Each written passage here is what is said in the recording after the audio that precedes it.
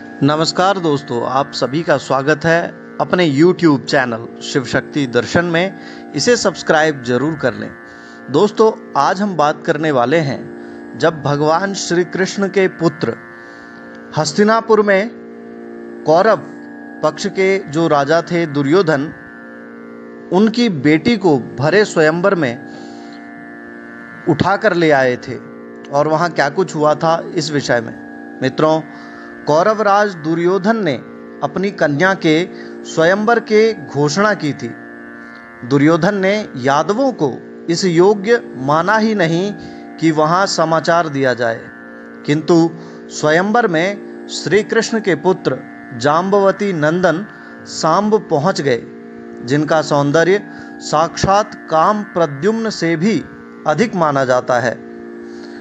वे अगर प्रतीक्षा करते तो राजकन्या उनके अतिरिक्त दूसरे किसी के गले में वरमाला डालने वाली नहीं थी। दुर्योधन इसे लक्षित कर चुका था। उसने कन्या को दूसरी ओर जाने का संकेत किया। यह बात सांब को सहन नहीं हुई। उसने आसन से उठ खड़ा हो गया। कन्या को उन्होंने बलपूर्वक उठाया और ले जाकर रथ में डाल दिया। अपना धनुष चढ़ा लिया। सबसे अधिक उत्तेजना कौरवों में आई, क्योंकि दूसरे जो राजा वहां आमंत्रित होकर आए थे, वे सब जहां के तहां सन्न खड़े रह गए। सबको पता था कि सांब के विरोध का अर्थ है साक्षात गरुड़ासन चक्रधर श्री कृष्ण का विरोध करना। इतना साहस भारत में किसी में भी नहीं था उस समय। लेकिन दुर्योधन उत्तेजित हो गया और उसने कहा, पकड़ लो इस लड़के को। इसने बिना इच्छिता कन्या को अपहरण किया है, कुरुकुल का अपमान किया है। दुर्योधन ने थोड़ी कूटनीति चली। उसने घोषणा की, भीष्म और अर्जुन के रहते हुए उनके बिना दिए हुए लोकपाल भी कुरुकुल की कन्या कैसे पा सकता। आश्चर्य की बात है। भीष्म मुस्कुराए और दुर्योधन को ललकार दिया, ठीक है, लड़के को रोक दो, लेकिन स्वयं भीष्म, कृपाचार्य या द्रोणाचार्य किसी ने धनुष नहीं उठाया। स्वयंवर में आए हुए राजकुमार या उनकी सेना ने आगे बढ़ने का साहस किया ही नहीं। केवल दुर्योधन, कर्ण, शकुनी, अश्वत्थामा, दुशासन और शकुनी के पुत्र उलूक, इन 6 लोगों ने सांब पर आक्रमण किया। ये 6 लोग मारे गए होते, लेकिन इन लोगों ने काम बांट लिया।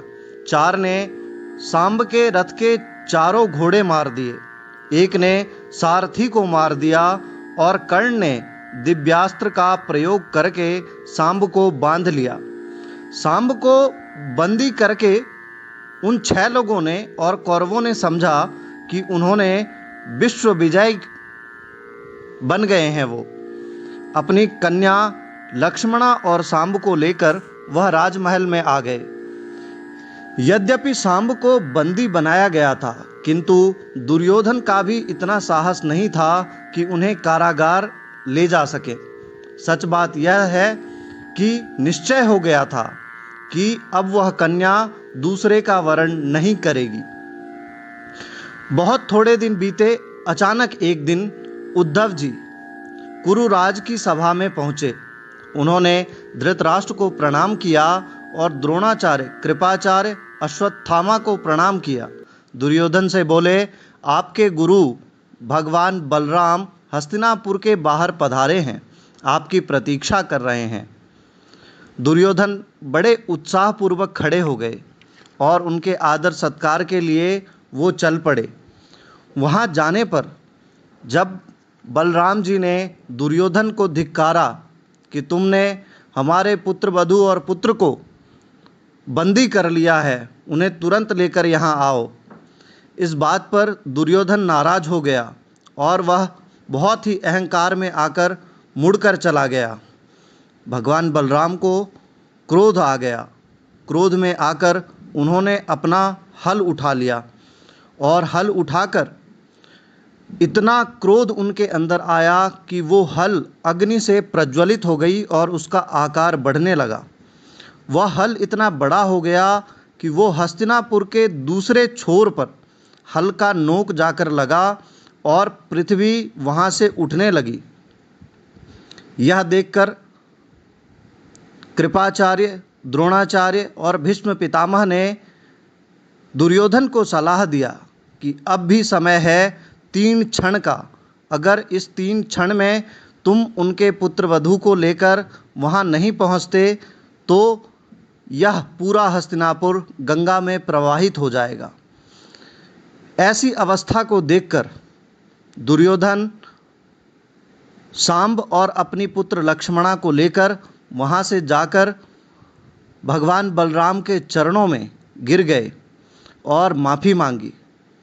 मित्रों, अगर ये जानकारियाँ अच्छी लगी हों, चैनल को सब्सक्राइब, वीडियो को लाइक और शेयर करना ना भूलें।